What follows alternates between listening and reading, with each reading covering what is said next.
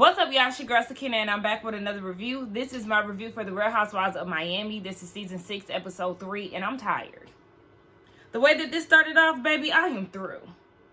It picked up where it left off last week with Larsa telling Gertie that she can't cry and just doing the most and not hearing her out, displaying her being dismissive as Gertie has been trying to explain to her for, I don't know, too damn long. Let's put it that way.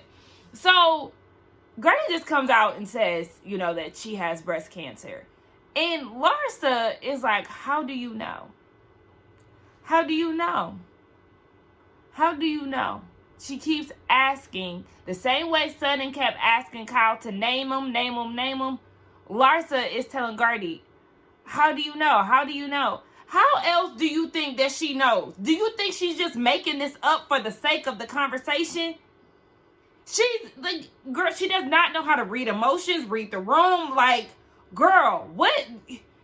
Hello, what's going on? So Gertie's like, bitch, I got a mammogram. And she was like, oh, okay, well, don't put all of this on me. I didn't know. Gertie, that literally should have been your cue to leave.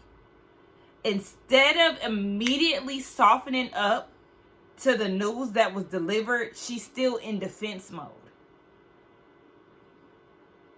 What a clown. What a clown. At that point, baby, I don't have nothing else to say to you. Gertie was telling her that she needs to allow a safe space for people to open up. Know who you're talking to. Just know who you're talking to. Understand that y'all won't have that open, candid relationship that you want. Vulnerability. You're not going to get that from her. Just cut your losses. Child, who was this wrong? Oh, I thought this was somebody rolling up to the house. Anyway, yeah, Gertie stayed longer than she should have. You know, Larsa became inquisitive and wanted to know what the process would be and all of that. Girl, you should have left. So as they're getting up out of the restaurant, Larsa, you know, was trying to console her. I'm glad we talked, and then was like, what if I go and tell TMZ right now? Why are you making a joke out of this? Why are you... Didn't she just tell you she hasn't told a lot of people in the group, and then you go and make a joke? She's only told her family, and then now she's gradually starting to tell the cast, and then you go and say that you're going to go and tell TMZ. 6 hours later, like they said, literally 6 hours later after that conversation, we see that she's doing this dumb-ass welcome home party for Marcus, and she's with her friends. She goes and tells her friends, oh, I just sat down with Gertie. She told me she has breast cancer. And y'all already know how the TMZ thing goes. There's always a source for somebody's camp.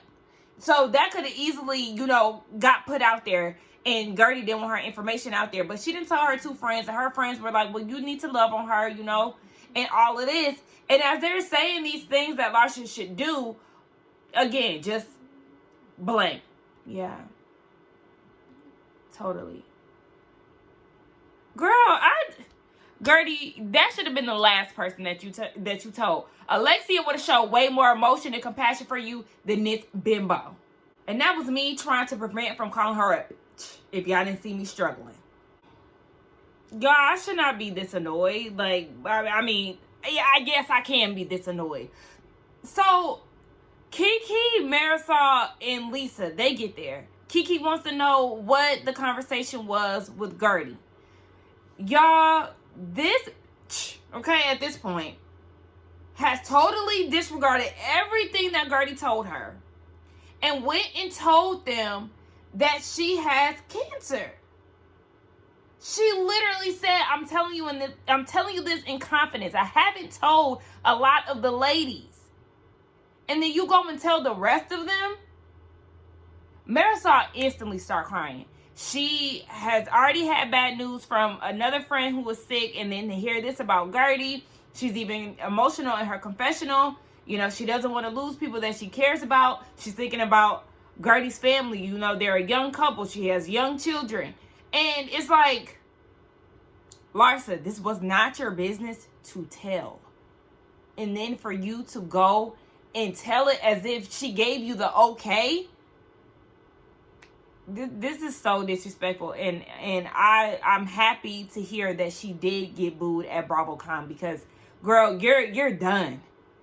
She even tells Alexia, who is there with Todd, and I was actually with Lisa, like, how you show up to this but then show up to your own the event at your house? What? But Larsa goes and tells Alexia too.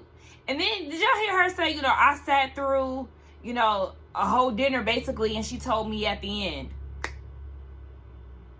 She's insufferable, like, just nasty, just very nasty, very dismissive, very self-absorbed. At this point, you're definitely, everything that Gertie has been saying about you, baby, you're displaying all in these scenes. This dumbass party for Marcus, who's been gone for 5 days, he walks in confused as hell. Larsa's so busy telling people business, she didn't even realize that he walked in. So, you know, he gears his attention towards Todd after he greets Larsa and was like, I was expecting to see you at your house.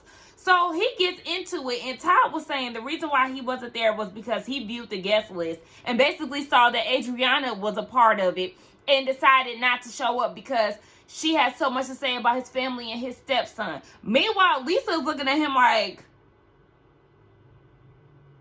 because remember, Lisa ran into him at in the lobby too. So now I'm wondering, did her and Adriana leave at the same time and heard the same story? Because according to Adriana, the issue wasn't her. It was issues within their marriage. So it seemed like he's doing a lot of flip-flopping. But regardless of whoever is on the guest list, Alexia has welcomed them into y'all's home. You knew that she was going to have this party with the girls. She was beefed out with everybody a part of the cast. So it's like, you should have been there to support your spouse, regardless. And him trying to shut it down and pivot to Marcus, Kiki looking like, it seems like Adriana is the scapegoat. And yeah, she definitely is, because according to Adriana, there was something totally different that they discussed. It's problems in the marriage, and we seen that in that last scene, last episode. Larsa and Marcus doing all the, I feel like it's really Larsa more than anything. She wanted to sit on his lap while they at the table and everybody eating and drinking. Alexia was looking real annoyed, so she like, welcome home, Marcus. Shit, break this shit up. And actually, Lisa, what's going on? Give us an update. So Lisa is saying that, you know, her and her boyfriend, they are discussing housing and stuff like that, living together, but she really wants to be on her own first before she hops into something else and relies on a man. Love to hear it. Absolutely love to hear it. She wants to start her own beauty line, and I really am on board with that. Shout out to Lisa for understanding that she definitely relied on Lenny a lot, and she doesn't want to go down the same road again. Oh, y'all, I'm sorry. This whole episode is just rubbing me the wrong way. I'm trying to get on board, y'all, but Larsa, I can't. But I'm gonna give her this. She actually looks good for once in her confessional. The new pink confessional look, that's the best she's looked in a very long time. But, yeah, I'm just not feeling her, baby. I'm ready for this thing to get over. Can't even talk right. Be over. Lisa, you're really about to get on my nerves now, because I've already said this on episode 1, that, yeah, you definitely need to start bringing up Lenny, and that I don't want a repeat of last season. Last season I understood, but this season you got another man, girl, so let it go. It's like you can't let it go because it's your reality and that's what you're going through right now. But as far as continuously bringing him up, so she's telling the ladies that it's been a year since Lenny told her that he wanted a divorce, and a year later she's fighting for what she deserves. So she's going on and on and on about things, and I was with Marisol, okay? Listen, you in a whole nother relationship. Let's stop bringing him up so much. Like, come on, let's let it be. So then we see Jody is outside with the man, and he has to go in to use the bathroom. So they see him getting up, and they're like, go, girl, okay, here he come. Like, come on, let's talk about something else. She's sitting there talking about, I cry every night for a year as her man is coming in. Look, that's too much. they're again trying to change the conversation and talk about the basketball charity that event that Larsa and Marcus have coming up. Y'all, she's talking about, but one more thing about him. Y'all, he just looks at me like he's just so dead inside. This is why I'm worried for your current relationship, because you have not had time to process and heal from what's going on. The dust has not settled between you, Lenny, and this nasty divorce. You should have given yourself time before you hopped into something. Yes, I feel like Jody is definitely a distraction, and he's putting her in a position that she wasn't in last year, you know, just a happier space. But that's not fair to him that you continuously talk about him. And I'm not going to let the girls get off loose either, because y'all always bring up the situation. Y'all want updates. Oh, we seen Lenny out with his mistress and da-da-da. Y'all ain't helping it. I don't want to hear about Lenny no more. Even though I know we're going to have to continue to hear about him. Dr. Big Money Nicole. Child, her and Anthony, they are both shopping. It's time to upgrade, okay? When you got the coin, it is what it is. So they looked at two boat options. They want a yacht with multiple cabins, a living area, kitchen. She even wants a pool, okay? So I like option one better than option two. It's funny because they agreed, you know, with me. So I feel like we're all on the same page, right? They talk about going for baby number 2. They said the best thing that ever happened to them was having their son. So now it's time. It's been 5 years since they had him. They want to go for round 2. 6 months down the line, while they're trying and, you know, she doesn't get pregnant, then they want to go the doctor route. But, you know, they have success. They've had success. We know that she is currently pregnant with baby number 2. I'm sure that they went the natural route, you know. So congratulations to them and their grown family. And it was like, oh yeah. And then after we have the baby, then of course, you know, we have to think about the wedding. So I thought Dr. Nicole was younger. She's not, you know, older, but she's about to be 38. She's probably like 38 now. But I thought she was probably like 35-ish. So we get this scene with Julia. And she's in the studio.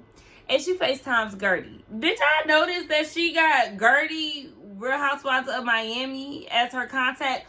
Who else do you know with a name like Gertie? But okay, anyway. She's getting ready to learn how to sing opera. It's her way to, you know, honor her wife for this cancer event that she's throwing for Martina. It's called F Cancer. So of course, you know, Gertie is going to be in attendance. I don't know why I can't speak today. But yeah, so we're gonna be looking forward to this event, right? She gonna have Adriana on the keys and she gonna be singing opera. So we see the coach come in and she's singing, and I'm like, keep at it, sis. So we see Gertie and Russell, they're having a conversation in a walk. And we learn that she didn't deliver the news to her kids that she has cancer. She had Russell do it before bed. That wasn't the best time before bed.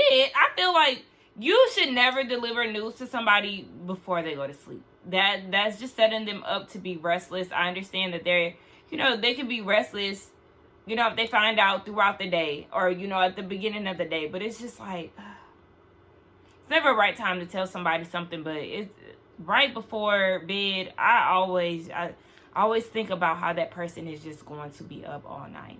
They're not going to get sleep. Anytime I hear that somebody has bad news, it's like, oh my gosh, they're going to feel so alone at night. At night is like the worst time. I felt that so many times, you know, just dreading having to go to sleep because I know that my thoughts are just going to run wild while I should be at rest. So yeah, she chose that route because she felt like she couldn't face her children. And I understand that you don't want to cry in front of them and stuff, but you don't want to hear, you know, certain things from somebody else. I feel like you should have been there, you know. She should have been there to comfort her kids, you know. I know that it's something that she's actually experiencing, but I feel like she should have been there for them because it's a lot to process. And I know that it's a lot to process for her too, but you know what I mean. Lenny then took the car from Lisa. And if y'all see something in my teeth, I'm eating strawberries, baby. I'm starving. So he's taking the car from her. She on the phone venting to Jody. She gonna say, I know I need a therapist, but Jody is that. After that, no, he's not. I'm sure that man, well, hell, we already know. He said it. He's tired of hearing about him. Stop it. Like, it's too much. Girl, figure it out. Call your homegirl, but stop venting to him about everything when it comes down to Lenny. That's putting him in an awkward situation. So she goes downstairs with the kids and stuff, and she was like, this is their formative years. They need their mom, and blah, blah, blah. So it's like, okay, be with your kids, but stop discussing the issues that you have with your dad in the hallway where they can hear you, because you can hear the kids yelling from downstairs, and she's clearly at the door. She's in the hallway talking about the issues that she has with their dad. Like, stop. Lisa is definitely a good mom from what I can see, but stop doing that. You don't want them to get in the middle of what y'all got going on, and stop venting to Jody. Dr. Nicole, she really ain't doing a lot of group settings, I'm realizing. It would kind of seem like a lot of the women are doing their own thing in this episode. But she's sitting down with her mom. Well, she said that her son, he definitely is asking for a little sister these days, so he's on board with them trying. And she said that his reasoning was because if he were to have a little brother, then they would have to share a lot of stuff, whereas his sister may not be interested. And I'm like, look, as somebody who was raised with a brother, we're a year apart, so we're very close in age. I mean, yeah, we definitely had our own stuff, but I was always in his room. We would play. My brother had all of the game consoles, okay? Dreamcast, PlayStation, Xbox, anything that you can name, we had it or he had it, and we would play together. He had one of those arcade basketball things in his room. I would come in there and I would play on that. Like, yeah, I was all up in my brother's mix when it come down to playing stuff. And he would be in my room on my karaoke game, or he would play with my keyboard, you know. So it's like we had our own things, you know, my Easy Bake Oven, my Bratz dolls, my Barbies. I would play with that, and there were certain things that he would just play with. But a lot of his stuff we came together on. Anyway, child, they start talking about, you know, moving into their property that's being built. They have the condo that she actually likes staying in currently, but they have property in Colorado, and they have some investment properties. And production was like, did you help pay for this, or is this all Anthony? And she was like, I mean, yeah, I didn't have to pay for anything, but she does have her own investment properties that she had before him. So now what? Like, stop trying to act like she's just out here depending on him. Yes, she appreciates the luxurious life that he has given her, but she ain't too pressed about that. She ain't pressed about getting married either. Her mom was like, well, you know, in Florida, if you don't get married, you don't get anything. She's like, okay, and look at Lisa. She was married, and she got to fight for what she trying to get, so she ain't pressed about that. And that's why I love Dr. Nicole. She INDEPENDENC. Do you know what that mean, man? But she ain't stressing about that, and that's why I love her. So Martina and Julia, they go out to dinner, and Martina tells her, baby, I had my last treatment 3 days ago, and I haven't heard a peep from you. So Julia's like, oh my gosh, like, she doesn't know that I've been planning this event for her. I've been singing opera. That's the reason why it slipped my mind, but still, there's no excuse. She's getting emotional, but, you know, she's letting her know, like, I may not have been there for you emotionally, but, you know, I am, you know, trying to make sure that you eat and things like that. So, you know, they were able to move past it. It wasn't anything major. I'm noticing that Julia's dog has like a security thing on him. He was in attendance. Is he like emotional support dog? I don't understand. I mean, I'd rather him than the goat. Martina had a dog too that looked like it was no longer with us, if you know what I mean. I said, well, y'all might want to check on that dog. But anyway, Gertie comes in. Gertie was like, look, Martina's like me, a straight shooter, so she wants to pick her brain as far as cancer goes. Because for Martina, it's a thing of the past, is behind her. Gertie is about to start her journey. So Martina had both radiation and chemo. She said, you know, the throat part really was hard for her.